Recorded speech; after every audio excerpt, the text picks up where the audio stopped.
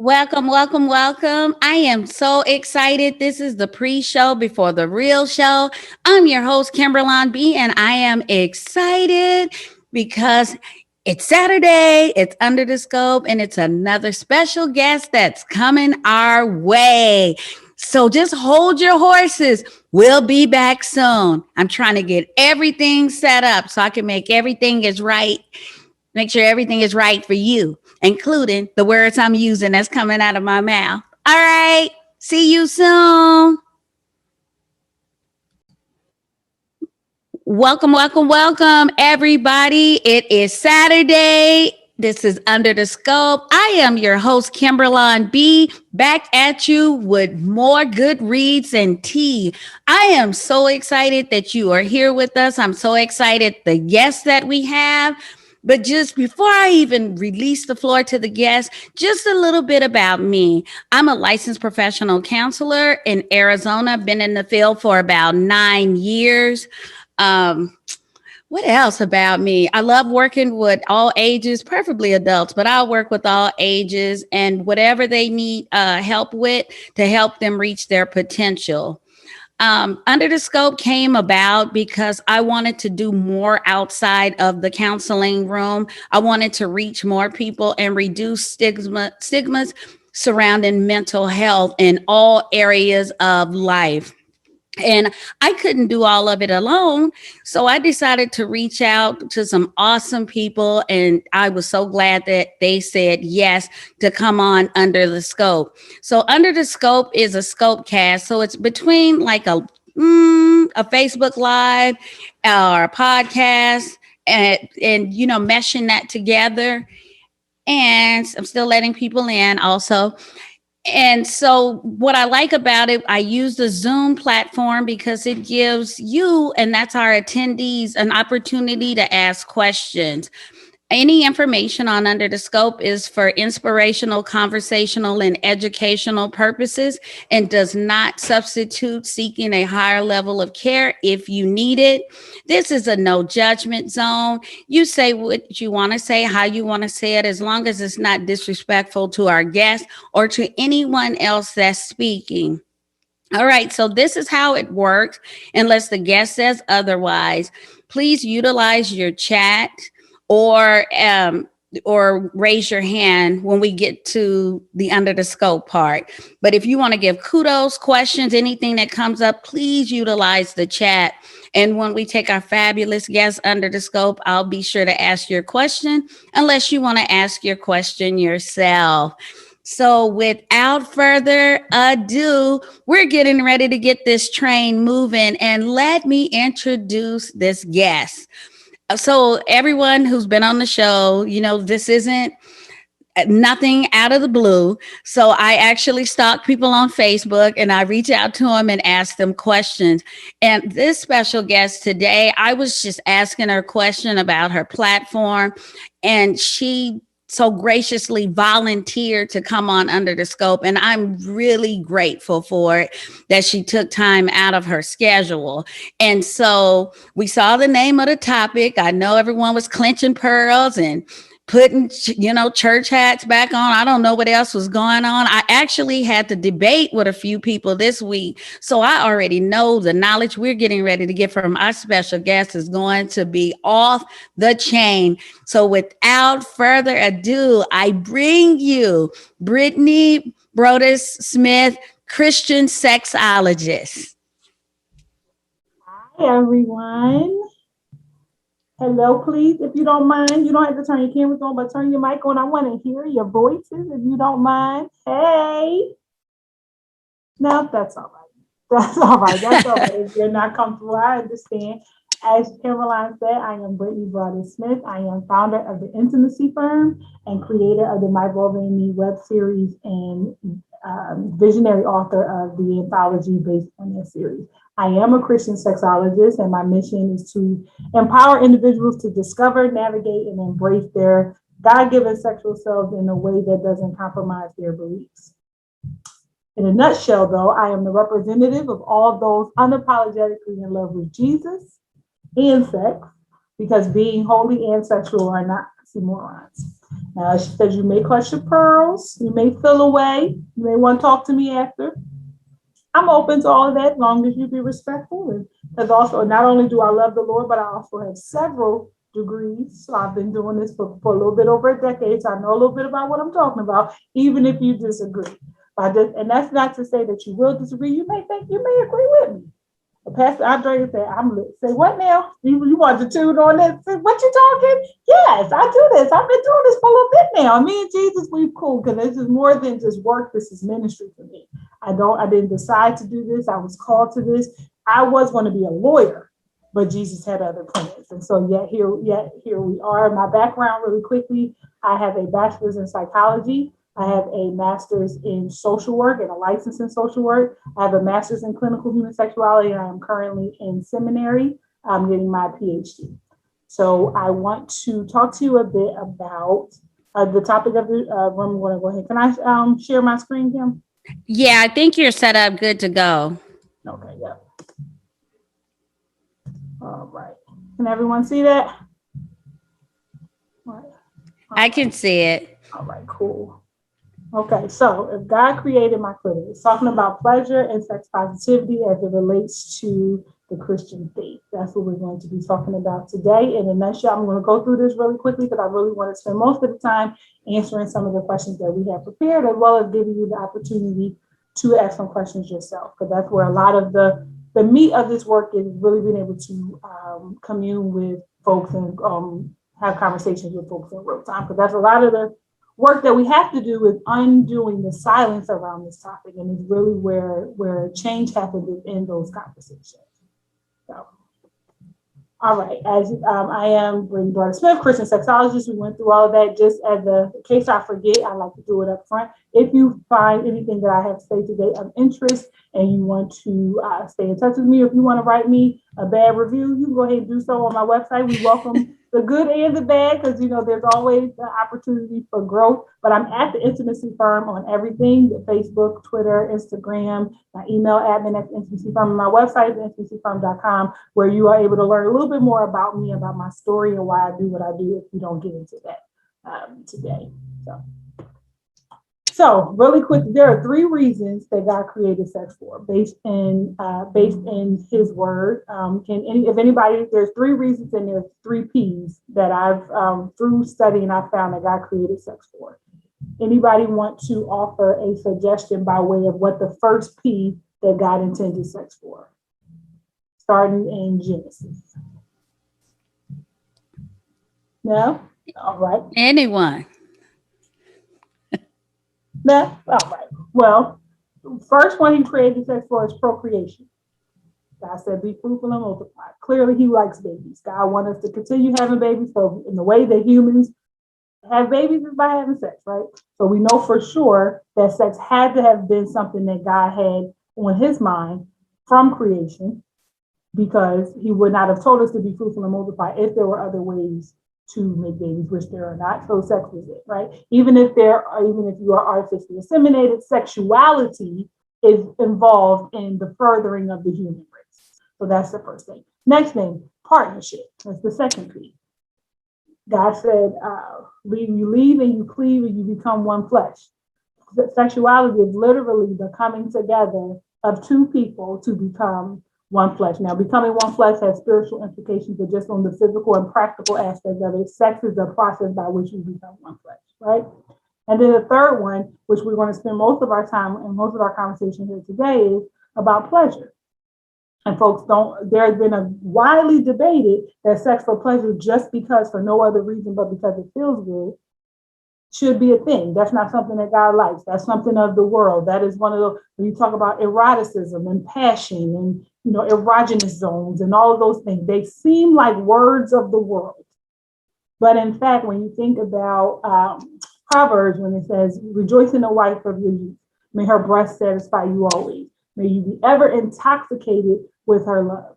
Intoxication is, I'm sure, y'all real saved, so y'all, I know y'all don't drink, because y'all saved. Some of y'all are saved, and y'all don't have partake. But for those who know what it means to be intoxicated, or inebriated, or overtaken out of body as it relates to the love and the experience of the pleasure in that moment, that's where we get the foundations of the word erotic.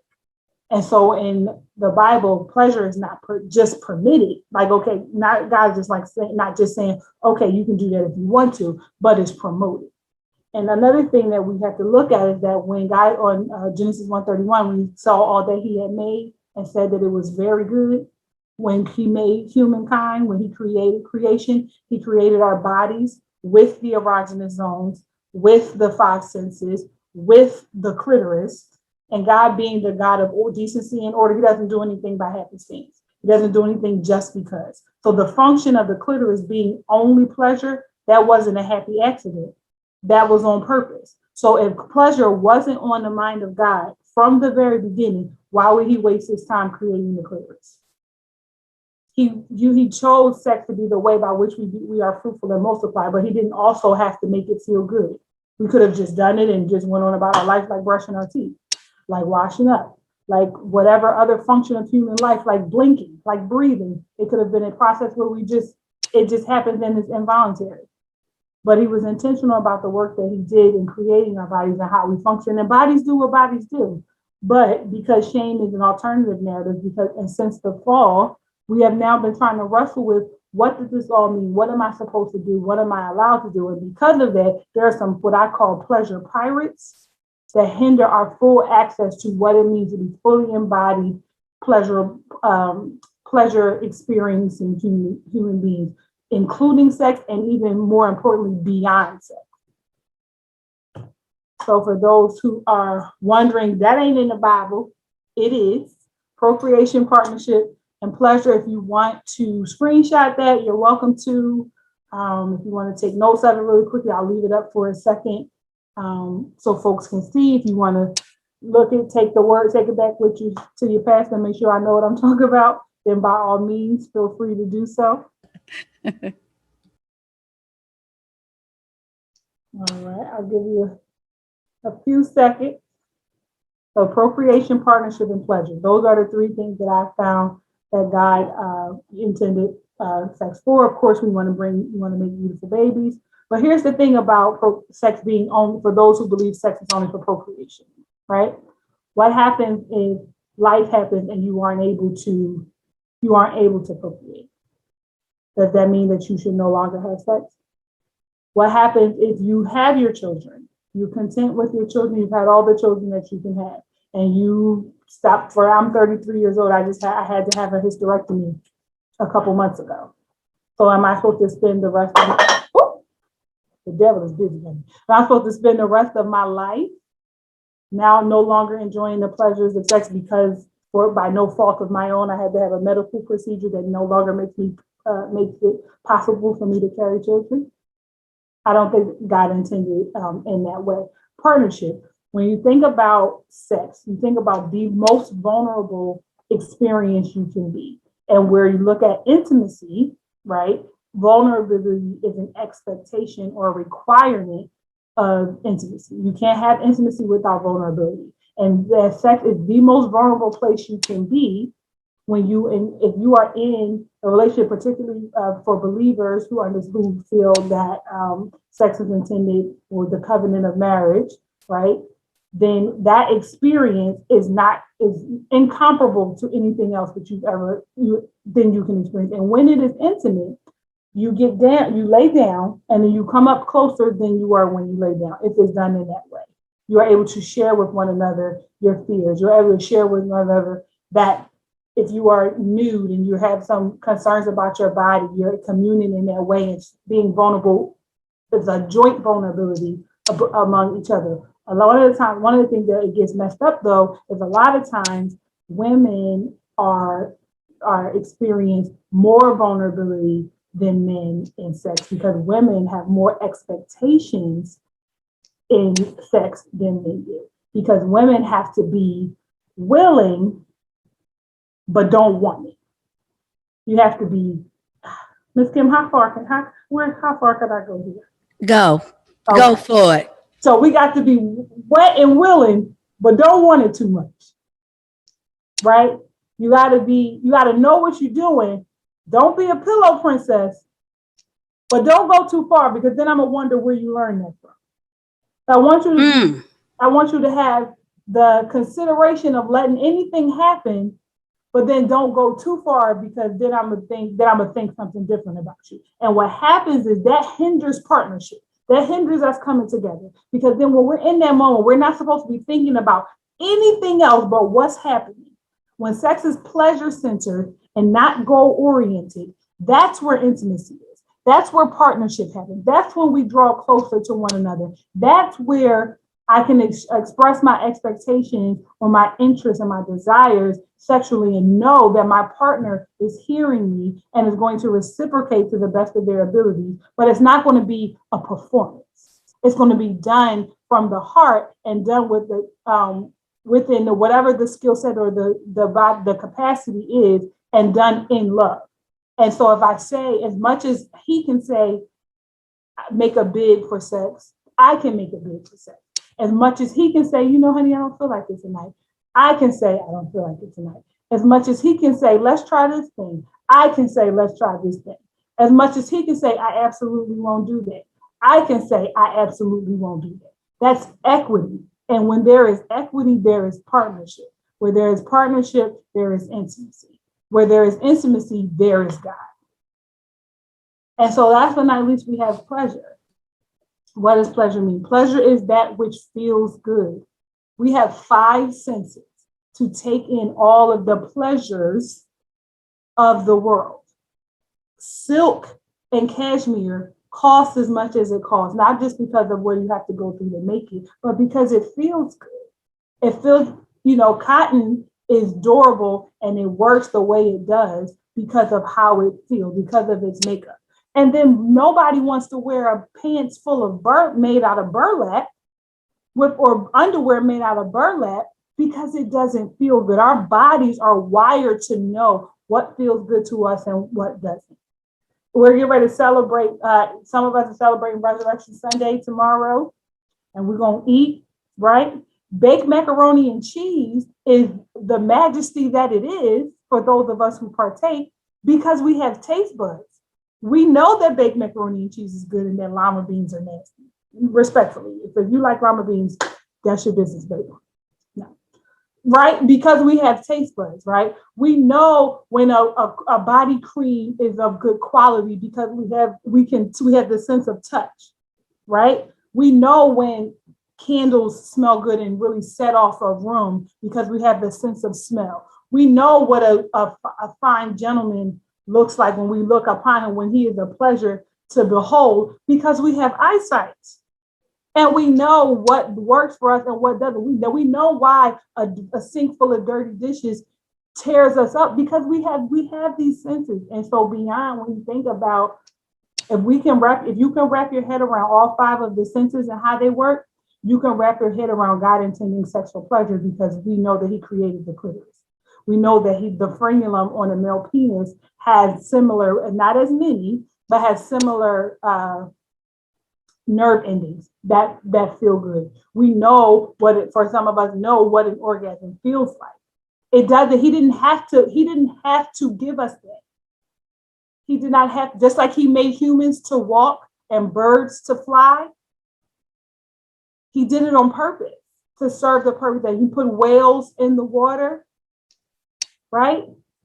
And bears wherever they live. He did that on purpose. So the clitoris, the frenulum, the G-spot, the prostate, all of those things do what they do because God said so. And who are we as his creation to tell the creator that he did something wrong? So I said something earlier about pleasure pirates. And what is a pirate? A pirate is like the enemy that comes to steal and to destroy, right? Pirates get onto the ship and they command and take over that which is not theirs. So these things, the health class, homies and homegirls, Hollywood and history, they serve as pirates to us living a pleasure-filled life. How, Brittany? What are you talking about? Well, thank you. I'm glad you asked. I'll tell you. So health class. How does health class serve as a pleasure pirate? Because many of us did not get good health class. I don't know, y'all folks, y'all don't want to talk to me today, and I don't know why, but it's all right. I think about if I did talk to you, you did raise your hand, I would think that most of us can say that we did not have a very fruitful health class as it relates to sexuality. Nope, not at all. Absolutely. I had in 8th grade, we had a few lessons with pictures of STI riddled genitalia and sad stories about teen parents never being able to do anything in life because they got pregnant. And so that's what we learned about what sex was. We didn't learn about, and we learned about the activity of sex and the ills of it if we were to do it, right? Mm-hmm. So that health class serves as a pleasure pirate because health class is where you learn anatomy. Knowledge of anatomy is a direct route to living a pleasure-filled life as it relates to sexuality and really just taking in your 5 senses and how your senses work. And so when we don't have access to that, when we aren't taught, and if you can take health class even to us growing up, where our parents served as really our first health teachers, when they said head, shoulders, knees, and toes, but then they stopped at, they said head, shoulders, and knees, but skipped vulva, labia, anus. They skipped all of that, but we were just expected to know. We have to wash it every day. We have to care for it every day, but we want to call, but we don't name it. We were never told that your foot was a peddler. It's called a foot, but yet vulvas are called pocketbooks. My mother, God rest her soul, called my vulva a funky monkey. And I had to deal with that. I had to overcome it. And those right there, that's the building blocks of shame, where you name everything else and purposely skip over that. When you whisper those words like vulva, labia, clitoris, scrotum, penis, even to this day, before Corona hit, my kid got a write-up for asking if he can go to the bathroom because his underwear was bothering his penis. Now, what I told him was, you didn't need to shout that from the back of the class. You could have walked up to the teacher's desk and said that to her. However, her issue wasn't that he shouted it from the back of the class. Her issue in the write-up was that he said penis out loud. I said, what would you have suggested that he said if that was his issue? And so even today, a child being autonomous and having the agency to identify their body part is seen as a problem. Worth him getting, now he has a mark in his permanent record, a write-up, because he said penis. But if I were to say my finger hurts, it would be no problem. But what are they? They are all body parts. How do homies and homegirls mess up your pleasure? My homies and my homegirls want me to feel good. They do, but they do want you to feel good. But what happens is they have a very limited idea of what feels good for you. They know what feels good for them. They know what works for them. They also, subject to the shortcomings of health class, have an idea of what I like to call the supposed to be's, the used to be's, and the would like to be's. And as much as we love our good girlfriends and we talk about everything and they tell us the truth about everything, they don't tell us all the time. Because think about the things that you tell your girlfriends and the things that you don't tell your girlfriends. Think about the things that you say you want because the group says they want it, and you think about the things that we've amened and high-fived, but in the back of our heads, we're like, I don't really think that no, thank you. I'm not really interested in that. So a lot of times our friends, those, if it's not homies or homegirls, it could be family as well. It really is those people who are around our space and in our circle on a regular, everyday basis that are projecting expectations and supposed to be and reminiscing on what used to be on us, that then we take on as, if we're not careful, can take on as our own. And then it's hard to delineate between what I really want and what I've just decided that I was going to do or take, because that's what is, going along with the Joneses, as they say, right? Hollywood is beautiful, the sparkle, the lights, but Hollywood is what? Phony, fake. But under Hollywood, we have those sappy rom-com movies that are troublesome. My generation, we say if it don't feel like 90s R&B, I don't want it. That falls under there. And what else falls under there is pornography. And the issue with pornography is that pornography for many people has been their how-to guide for sex. Because if you think about, if I ask you a question, where did you learn how to have sex?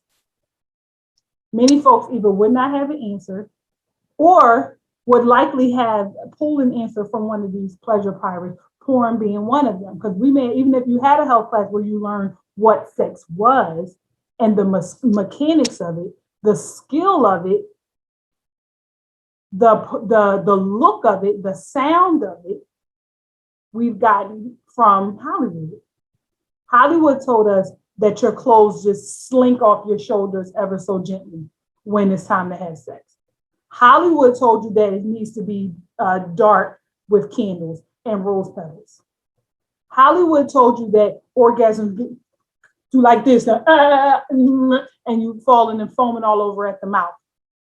Hollywood told you that. Hollywood also said that if you're a woman, again, be wet and willing, but don't want it too much. And then your performance should always be about your service to your male partner. And porn also shows it doesn't matter if you're not enjoying it. You want to act like you are. So when people fake orgasms, is because they told them that because Hollywood has said that that's how you get what you want. Right? And then it's created this fantasy that people now measure their real life relationships up to that. And when it undoubtedly falls short, because pornography and rom-coms and all of those things, they have a director to say cut. They have a producer to stand in the back and whisper something in your ear to move to the left a little bit. They have a fluffer on the side to keep the erection happy. Right? They have all of that. They have the slow music scoring it in the background. So sex at 2 p.m. for no reason, just from, hey, you're bored. I'm bored. You want to have sex? Sure. That's not sexy enough. Or sex that's on the calendar. Oh, that's not spontaneous enough. We can't do, because planned sex is boring. Where in reality, planned sex says, this is important to me. You are important to me. So I'm going to block out my time so that there's no distractions, so that I can commit 100% to you and myself to enjoy this moment that we're in. But Hollywood tells us that it needs to be, we look across the room, he's looking at me, I'm looking at him, and I'm feel this tingle up, and then my nipples get erect, and now we fly swinging from chandeliers. But that doesn't match all of the teachings from school, for many of us from church, that says sex is bad, sex is evil, sex is terrible, up until the wedding night. Now sex is the finest thing than sliced bread. But for me, sex still is evil. It's just evil that God turns his back on because I'm married. And lastly, we have history. History, again, is those supposed to be's or used to be's. A lot of us have been through, particularly those of the faith, have had a life outside of Christ. And we done did some things and been some places. And we enjoyed it. And now we're here and we are on fire for God. And we feel like some of those things shouldn't live here. So now we've committed to this life of asceticism in the name of Jesus. When Jesus up there, like, I ain't gonna tell you that. And so there's a confusion and really folks try to outwork the sin that they had in their BC days before Christ, for the churchy folk in the room, for the non-churchy folk in the room. The BC days, they had some things, and God has forgiven them for them, but then they want to outwork it here in their after Christ days, but what they're doing is not living the life, the abundant life. He came that we might have life and have it more abundantly, but we don't oftentimes connect that to our intimate and relational life. Amen. I'm sorry, I get real churchy. Amen. So how do we avoid those pleasure pitfalls? First thing you need to recognize and accept the fact that shame is an alternative narrative. When Adam and Eve was in the garden, and they, after Eve ate the fruit and gave some to Adam, and then they realized that they were naked and they went and hid. God, in the same place that he was always in every time, said, where are you? Adam said, I hid from you because I realized we were naked and we hid. God said, who told you you were naked? Who told you that? It is an alternative narrative that now, because of the fall, because they didn't listen, we are now forced to deal with this realization of expectation of a life that we were never intended to do. So it is God now, granted, you do something you ain't got no business doing, and conviction comes. That's one thing. That's what separates us from the world. We do have conviction where other folks may call morals, other folks call guilt and all that, but there is no condemnation for those that are in Christ Jesus. And so shame and condemnation are the same. Conviction, that still small voice that say, sis, you know you ain't supposed to do that. Now we have that because there's some things that you know you ain't supposed to do. And there's some things that's not really sin per se, but you know everything that's lawful and expedient. So you have that thing that we wrestle with that. But there are some folks who feel like sex, anytime they participate in any way, then when their bodies feel good, if they're not married, if they are, they're ovulating and their bodies are doing what their bodies do, and their estrogen is high, the testosterone is doing whatever it's going to do, and you are aroused. Now you feel like that's some type of spiritual shortcoming when it's your body doing what bodies want to do. Now there is a discipline that comes with that. There's an expectation of how you move in that space, but by default, your body functioning as it functions doesn't make you any more sinful than someone who's experienced sexual assault having an orgasm during. That doesn't mean that they wanted it. It is a body doing what a body does. In some instances, the next thing you need to do is expand your sexual itinerary. If you are in a space where you are having sex and you have an idea that penis and vagina penetration is all that there is to life, then you get into a place in life where your husband is experiencing, or your partner is experiencing erectile dysfunction, or you don't really like penetration. It's not something that ever did anything for you. That's okay. There is a world of sexual experiences that fall beyond when penises go in and out of the vagina. If that is your whole makeup, you are missing a whole world of that. Foreplay begins, foreplay begins before the clothes come off. What does that mean? That's intimacy. How are you doing? How is your day? What can I do for you? How can I pray for you? How do you like to feel before we even get to have sex? How do you like to feel before sex? What is something that you like to do after sex? What's something that we're doing in our sexual experience that you don't really like? What's something that you want more of? Having those conversations, having that, again, that equity we talked about earlier, to have that conversation in that space freely and have it honored. To be one of my colleagues, Sexologist Shamira, intimacy is being seen, being heard, and being valued. Being seen, being heard, and being valued in your relationship, that's how you avoid pleasure pitfalls. And committing not only to your partner, but also to yourself to speak up when things aren't going right. To humble yourself when there are things that you need to work on. Right? And then last but not least, ditch the orgasm. What? Ditch the orgasm? Because I'm here because I want to have more orgasms. And you know how you have more orgasms? By taking it off the table as a requirement. Just enjoy the moment. Be in the space. It feels good. If you have a steak, a T-bone steak, a cheese steak, a chicken, whatever your favorite meal is, if you eat 3/4 of it, and for whatever reason, you get a phone call, can't finish the 1/4, it falls on the floor, or you share it with someone else, or whatever the case, and you don't finish the whole plate, does that mean that meal was not good? No, it was still delicious. It's still your favorite meal. So rest in that you are experiencing things that feel good. Additionally, look at pleasure as beyond sex. Some of us aren't having sex right now. Does that mean that we can't experience pleasure until it's time to have sex? Absolutely not. We have those 5 senses. We are intended to live that abundant life. He will withhold no good things for us. With long life, he will satisfy. I can run off scripture after scripture after scripture that says God intended for his people to feel good. And you can feel good. You can take in the pleasures that are available to you in a way that still honors yourself and him. That's all I have. Wow. Thank you for educating us. I love that. You actually covered a lot in there, and glad you had the scriptures to support it, you know, because you know how that goes, you know, with certain folks. We got to normalize having sex. It does seem so icky when we talk about it in other places, and that's a no. Or if the pastor say the word getting it on or getting in bed or sex, everybody, everybody has a fall apart. And we got to start resurrecting folks in the church. But okay, all right. So I just have a few more questions for you, Brittany. Yes, ma'am. I wanted to ask you, because everybody that comes on Under the Scope, I ask them this question, and that doesn't necessarily have to be textbook, but what is your definition of mental health? Mental health for me is stability of mind by way of thought and deed. So you have the capacity and mindset to be self-aware in different spaces.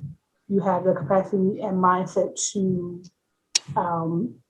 take in reality in the way that is actually happening, and that your perception of what is going on around you and your role in that world around you is one that is stable and sound.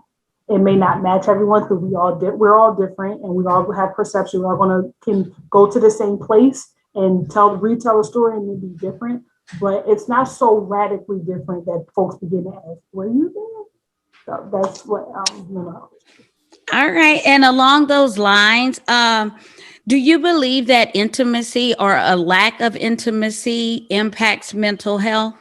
Absolutely, absolutely, and it's scientifically and studies show that folks who have relationships marked by intimate connection, romantic or otherwise, report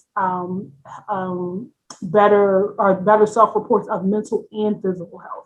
Mental health, as far as on a depression scale, they have less episodes of depression. If they are chronically ill, they have less relapses. If they're in a space where they need to heal, where they have those intimate partner connections, they heal faster. Blood pressures are lower. All of those things and again, not just romantic, but if folks can identify relationships in their life that are intimate, where their vulnerability and vulnerability is met with security, they report higher rates of life satisfaction, health, and mental health. All right. And so, you being a Christian sexologist, when individuals come see you, what type of topics or things do you work out with them? Yeah, absolutely. So really it runs the gamut. When I'm talking about it in public or if I'm writing about it on social media, I say everything under the umbrella of intimacy. For example, my current client cohort, I have a 56-year-old woman who was married for 20 years. And so now, and her husband passed. And so now, he's the only man that she's ever been with. And now she's ready to get back in the dating field. But we're working with her with learning her body, because she was one of those ones where sex just happened to her. She knew that it was an expectation of her. She laid down, very reminiscent of Mr. and Celie. Now, she said that she wanted to be there, so it wasn't assault, but she never felt like sex was for her. So we're working with that. I have someone who is younger, my age, who has never had sex before and really just wants to understand what it means to learn and love and explore her body that doesn't involve masturbation, that doesn't involve anything that compromises her values, but just what does being a sexual being mean? And then I also have a couple who have been really busy and got used to functioning in two separate schedules, but quarantine has them in the same house now. And that's really doing a number on their functioning. So we're working with them with that scheduling sex in a way that I had talked about, because they were used to the spontaneous big overtures when he used to be the truck driver, when he would come back in from off the road, because they hadn't seen each other in a while. And it was like the big splashy to do, but now they see each other every day, and they really want to try to find a way to infuse that razzle dazzle into into this new space post quarantine. So it really anything from dating to sex after divorce to body image, overcoming sexual trauma, basic anatomy 101. We do it all. All right, awesome. And I know the chat's blowing up and we're getting ready to take you under the scope soon. But before I open up the floor, I know you had the information on where we can find you. Is there anything else, like any products, resources that you have that you would like to share? Yeah, absolutely. So if you enjoyed the talk or you want to learn more, right now, if you sign up for my mailing list, you can get a free copy of my ebook, Understanding Intimacy, A Believer's Guide to Intimacy, and the companion bundle workbook is on sale right now for $14. I also have a book called, as I mentioned earlier, My Vulva and Me, an anthology for, by, and about Black women. Yep. Yeah. And it is stories from over 30, myself included, and over 30 Black women. Really, everything that I just said that my clients and I work with, these women were writing out their real life experiences with their first menstrual cycle, their life after sexual trauma, feeling sexy after chemo, being abstinent. I have a story in there called The Abstinent Wife, where a couple was married for 9 years and they had sex only 165 times. There's a couple who's happily married, but she hasn't had an orgasm in over a year, and now she's getting some looks from a new man that she met. She's trying to navigate that, what it means to be saved and sexual. So all of those are like real life stories from straight from the horse's mouth about all the things that we do and all of the different ways we exist in the world as Black women. So. And you can get all of them at theintimacyfarm.com/shop. We'll have access to all of those. Like I said, if you sign up for my mailing list, you can get the ebook free and it's immediate download. All right. So before we go under the scope, where can we find that shirt that you have? I love that shirt. So this shirt, Black Women's Orgasms Are Godly, is a new release. It hasn't been released on the site just yet, but it will be coming out in May. So I will. If you stay in touch with me, if you join my mailing list, you will be the first to know when it hits the site. That'll be my birthday gift. My birthday's in May. Amen. Somebody look out for me. If not, I get it myself. No. All right, everyone. So it is under the scope time. We're getting ready to take Brittany under the scope. And I'll start with the chat. Anyone have any questions? Raise your hands or utilize the chat. So here's the first question, Brittany. It says, I believe the Christian church has a bad track record for providing misinformation to girls and women about sex that often leads to shame and other negative emotions. What practical things can churches do to educate women and girls about sex and sexuality? And do you believe this is the responsibility of the Christian church? Thank you for that question. So that was actually how I was going to, the second part of the question was how I was going to start the answer. So I don't believe that is the sole responsibility of the church. However, I think the church has a very big role to play in it. And by that, I mean, sexuality education is a specialty, which you need to be trained to do. Much like you would not go see a podiatrist about your congestive heart failure, the expectation that a pastor has to be all things to every congregant is unrealistic. Now, what faith leaders can do and churches can do is foster a space where the questions can be asked. Because what may happen is what is said about certain topics from the pulpit in Bible study and Sunday school will impact what decisions congregants make outside of the building. It will impact whether they seek out someone like myself or whether they allow their students to be educated about sexuality in class, or if they'll sign an opt-out letter, right? Churches can, as a practical step, can also partner with sexuality educators in their area to be able to host these courses and these conversations. When you have your young adult ministry, when you have your vacation Bible study, when you have your marriage ministry, bringing someone in who is trained to have that conversation. Or if you, I know some pastors are very particular about their pulpit now, which I understand, but you also creating a space where you, as a part of your discipleship model or your leadership development model, that you bring someone in to train your staff so that they now have that practical knowledge to at least have a base level conversation or serve as a referral to those who have been vetted in the community or other Christian sexologists like myself who share your same values and doctrinal positions, but then have the content to really carry it out. We do the same thing when we bring in nutritionists to churches, when we bring in financial managers to talk about life insurance. We do the same thing. So just take that same approach as it relates to sexual health and keep sex from being thought as a novelty on like Valentine's Day and fifth Sundays. Bring it to the main stage as a normal thing, and then that will serve itself to kind of fight against that shame that some congregants feel. Thank you. So there was just a comment. Kayla said that's funny how people, because everybody's acting weird about sex, has kids. All the kids, all of them, they got all the children. And the thing is that it's arguable though that some of them have as many kids that they have. I mean, a lot of them is just because they wanted to, but some of them have as many kids that they have because they didn't have somebody to turn to teach them about condom use and, the sexuality in a way that make people feel like they can.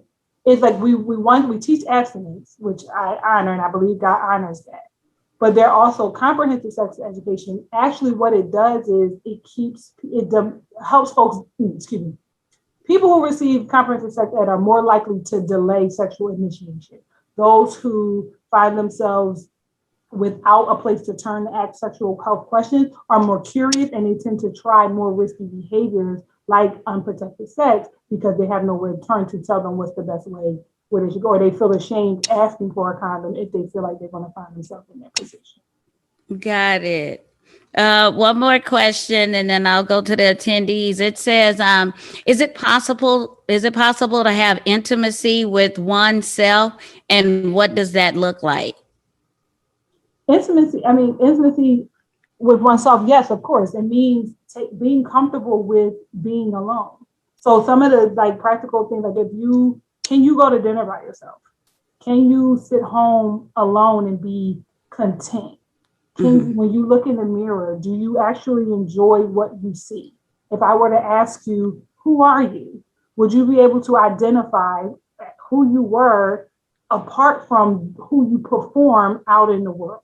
Like, can you know that? That's what intimacy is knowledge of a person or of yourself, and being able to convey, not just know it, but have the words to articulate it to someone else. Like my friend said that intimacy is being seen, being heard, and being valued. Do you see yourself?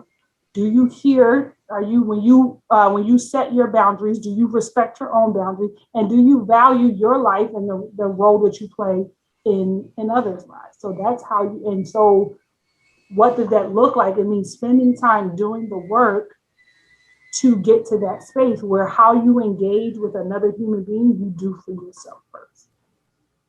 Nice. All right. That cleans out the chat. I know someone had to go. They said it was an awesome show, but they had to take off. Any questions from the attendees? Ask them now. Things you may have held on to for years. Let's break some of these isms. I think Choice is getting ready to ask a question, but I'm sorry, I can't raise my hand. Oh, go ahead. We can barely hear you.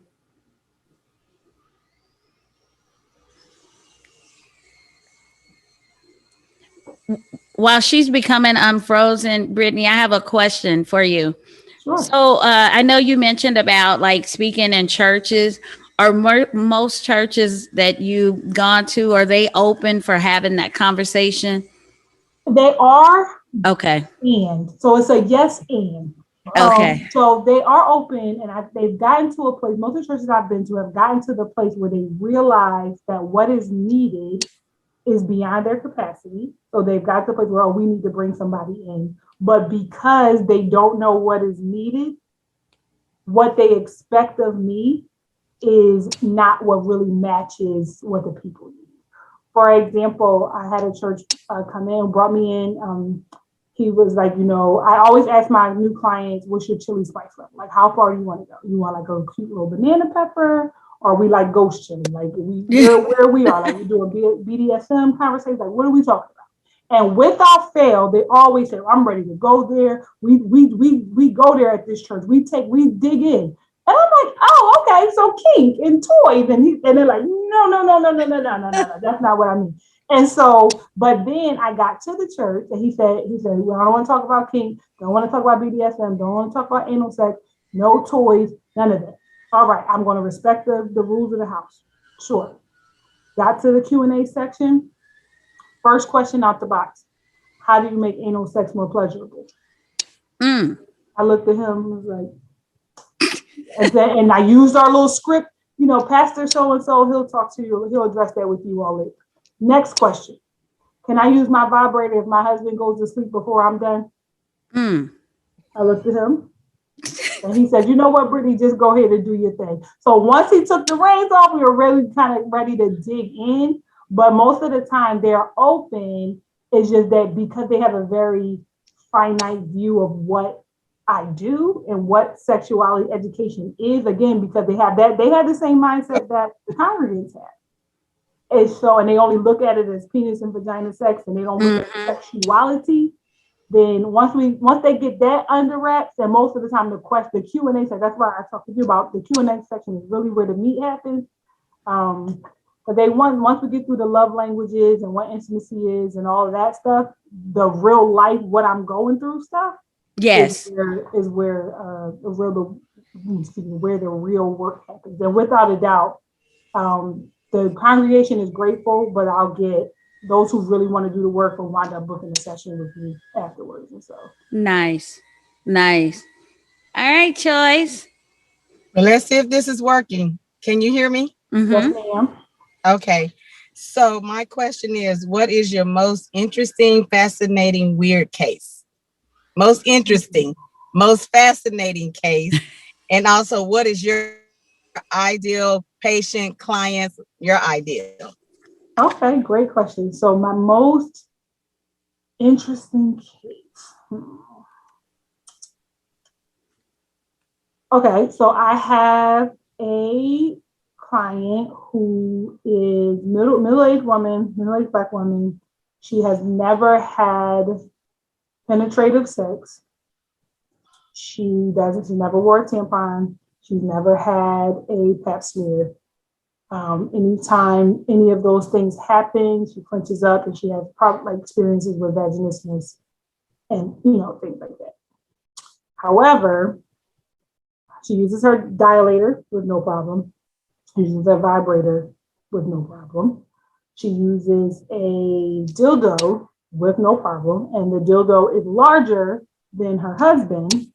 But whenever she goes to have sex with him, she shuts down, tons of pain, it never works. So that is one of my head scratcher, what's going on with these toys and dilators, which are these different sizes of metal rods to help women who experience sexual pain manage penetration as it goes up in levels. So you can do all of that. You can use a dildo, but then your husband is like, so that's one of the things I'm just doing lots of supervision around it, talking to colleagues, really trying to figure out what's going on. My ideal client, I think most exciting, I have a couple, the couple that I was speaking about who used to be on the road and now they're home. We created a sex calendar for them, and it was really fun helping them build out what was going to happen when, and then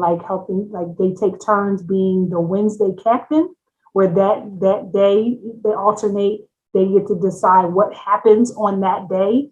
And so They have a sitter on that day, and then the whole house is just their wonderland to do whatever they want. And so we've been mapping it out in 30-day blocks, and that's been really fun. And my ideal client is anybody ready to do the work. Anybody who lets me be me, because as you can see, clearly I'm very shy, right? And so they just let me come in, and we, I'm going to plan out your process with you in mind, of course, but don't come in with any preconceived notions and expectations, because me as an intimacy coach, I do things in a particular way. And folks who are ready to do the work and don't come in thinking they got all the answers, because if you had all the answers, you wouldn't be spending your money here. And so if you come in ready to work, no matter how long it takes, I'm not like gonna rush you. But if you're ready to do the work, I'll work with you. So Nice. Any other questions? Comment.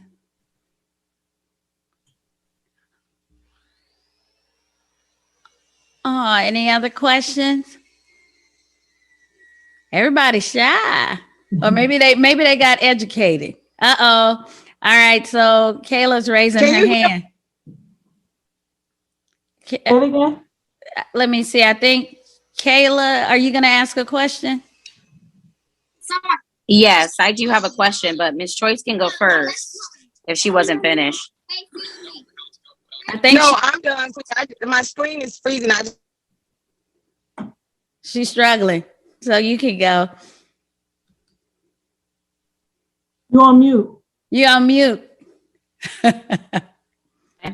Okay, there we go. I wanted to ask you if you have any male clients. I have, so that's yes and. So I have male clients who have come to me as a couple. So I have couples clients. So I work with husbands in the couples work. But there's a group that I'm a part of on Facebook that has a male only division. And I presented to them once, and just by happenstance, one day, a few of them had inboxed me, asking some questions, and we started like this text service, almost where it's just like quick check-in to like, what should I do if type of thing, and then they like, pay me as like as is on an average basis. So where I'm not really sitting down with them one-on-one, but when they have those momentary like, this happened last night, or she's mad about this, what should I do type of like advice type of thing. So that's where my guys would do a lot of texting or messaging, and it's like overseen by the administrators of this group. Thank you. Mm-hmm. All right. Anyone? Choice, did you have another question, or anyone else?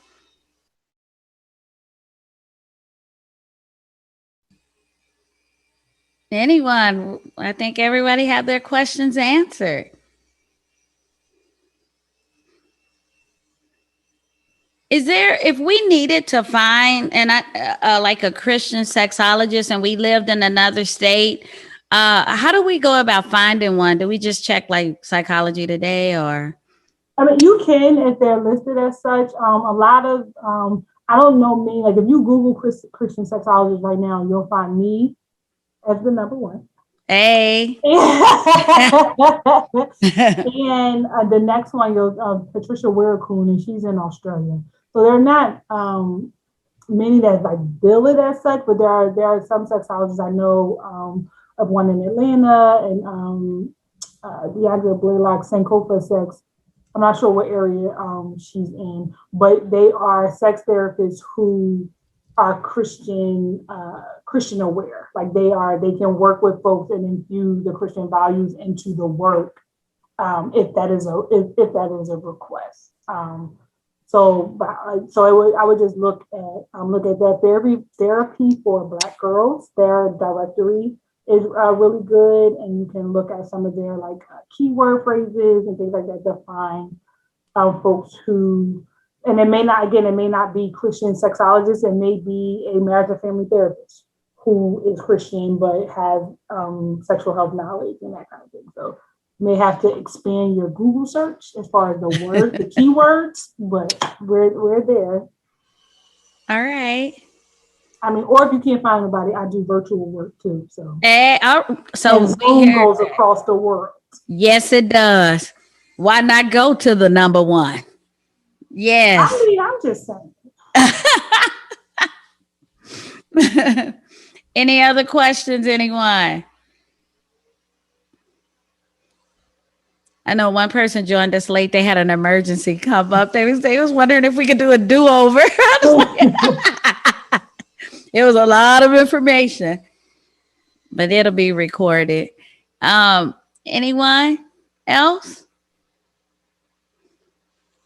Wow. All right. A quiet group. Oh, someone said, how about a recap? Recap is Jesus is okay with you liking sex. You can love sex even if you're not having it. Your body was created to feel good, and loving yourself and using all your five senses to experience pleasure don't make you no heathen. Did I cover it? Yep, and the 3 Ps. Oh, and the 3 Ps, that God intended sex for procreation, partnership, and pleasure. And the pleasure pirates thing that keep us from pleasure are health class, homies and homegirls, high history, and Hollywood. Yes. And those things have really jacked people up. Mm-hmm. I know when you were talking about the health class, I thought when I was there back in my heydays, they had the class where the woman was having the baby. You know, that's what you go straight to, right? So, yes. Anyone else? All right, we got a quiet group. So, Brittany, before we close out, where can we find you? Products, resources. Tell us all about it. Yes, once again, on theintimacyfirm.com, if you go ahead on my site, you can download the free e-guide, Understanding Intimacy, the Believer's Guide. If you want the companion workbook, that is where you'll get the e-guide and the workbook. That's on sale right now for $14.33 because it's my Jesus year, 33. My Love and Me, the Anthology Volume 1 is available on my site as well. And I have My Love and Me, the web series is coming out, season 3 releases May 4th. If you want to, all my daily shenanigans happen on Instagram at The Intimacy Firm, every now and again on Facebook, The Intimacy Firm, or you, Brittany Broaddus. If y'all send me a friend request to Facebook, we family now, I'll accept y'all. And yeah, so that's me. It's everything. If you just Google The Intimacy Firm, you'll find all the things.